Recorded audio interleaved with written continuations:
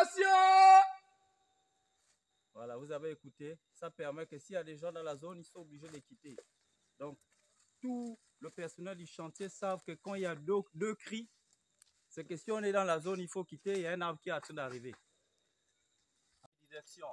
Et l'antenne de direction est composée plafond, plancher, la ligne de fond d'entaille, suivie des chanfreins qui permet à l'arbre de basculer légèrement. Ça évite aussi les casses, ça évite les fissures. Et de suite, il va faire les traits d'aubier qui donnent l'épaisseur de sa charnière. Et après, il y a l'épaulement à côté qu'on va faire et le trait de coupe et les deux pattes de retenue, pattes de sécurité. Maintenant aussi, il y a un volet, la tronçonneuse. Donc, en dehors de l'abattage qu'on fait sur le terrain, pendant cette formation, on explique aussi l'opérateur la tronçonneuse qu'ils utilisent au quotidien, les risques de cette tronçonneuse. Comme vous la voyez, je vais la récupérer.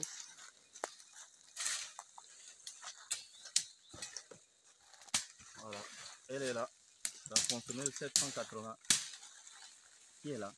C'est composé des éléments de sécurité sur la tronçonneuse. Et il est important que l'opérateur doit savoir ces éléments de sécurité sur la tronçonneuse. Donc au quotidien, c'est ce qu'on les apprend aussi au quotidien. Et la puissance de cette tronçonneuse, elle tourne 11 000 tours la seconde. Donc il y a beaucoup qui ignorent ça. Et il y a beaucoup aussi qui ignorent les éléments de sécurité. Donc tout ça là, vous allez voir comme ici, ça c'est un élément de sécurité. C'est ici. Après ici, vous avez une gâchette aussi ici, un élément de sécurité. Et vous avez un cylindre-bloc ici aussi, qui fait partie des éléments de sécurité. Et je le renverse. Ici, vous avez l'arrêt des chaînes qui est ici. Et ici, vous avez un autre cylindre-bloc, les éléments de sécurité. Et le dernier, c'est ici. Et on les conseille aussi d'éviter de laver cette tronçonneuse avec l'essence parce que c'est construit avec du plastique. Donc, il y a des cylindres-blocs qui sont à l'intérieur. Au cours de ces formations, parfois, je constate des opérateurs qui les lavent avec l'essence. Donc, on les conseille de faire avec de l'essence. Donc, et on les dit aussi la puissance de cette machine. Là, vous la voyez comme telle est muette. Mais une fois elle est en marche, elle a une puissance pas possible. Donc, pendant qu'on pratique l'abattage, il est important souvent de bien l'attraper. Parce que c'est une machine qui tourne 11 000 tours la seconde, comme je viens à peine dire. Donc, c'est une machine qui est beaucoup dangereuse. Donc, pendant les formations, on les explique le rôle de cette machine.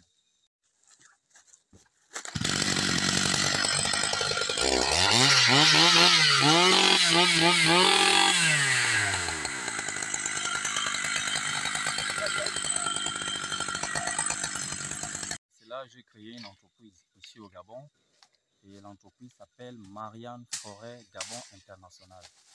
Cette entreprise est chargée de former les abatteurs sur l'abattage contrôlé et sur la sécurité. Et on travaille beaucoup avec les auditeurs.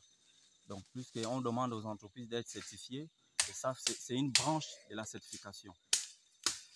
Et par rapport à cette formation qu'on fait sur le terrain, on évite aussi de détruire l'environnement. Parce qu'il y a les tiges d'avenir. Comme vous voyez ce arbre qui est derrière, juste derrière mon dos, nous avons déjà localisé dans la zone s'il y a les tiges d'avenir. S'il y a les tiges d'avenir, il est possible de le dévier, soit en mettant les charnières en vie. Ça réduit les dégâts pendant l'abattage. Et ça réduit aussi beaucoup des accidents graves. Parce qu'auparavant, on enregistrait des morts même à l'abattage. Mais les techniques aujourd'hui qui ont été mises en place a réduit cela. Et ça permet aussi à l'entreprise de booster son rendement. Parce qu'un bon abattage permet de récupérer le bois au maximum. Que ce soit du côté de l'entreprise ou bien au côté de l'État. Parce que s'il y a un mauvais abattage, c'est les deux côtés qui est perdant. Donc voilà aujourd'hui le travail que je fais au quotidien. Là, j'en reviens de la CB à la Sauville. Et là, en ce moment, je suis à SBL. Et après, je vais aller à Anjolé du côté de BSO. Anjolé. Et après, je vais en Côte d'Ivoire pour d'autres entreprises en Côte d'Ivoire. Donc, les finitions, on a les deux pattes de retenue qui sont là, puisqu'il est penché. Et avant de couper les deux pattes de retenue, il est obligatoire de regarder d'abord sa piste de sécurité. Si elle est bien faite, si elle est bien nettoyée, parce que c'est là où nous allons courir tout à l'heure. Et avant aussi d'envoyer le bois, il faut signaler. Il se peut qu'on a les collègues dans la zone. Donc, il y a deux cris qu'on va lancer tout à l'heure. Donc, il va d'abord procéder à découper le bois qui est sur sa piste de fuite.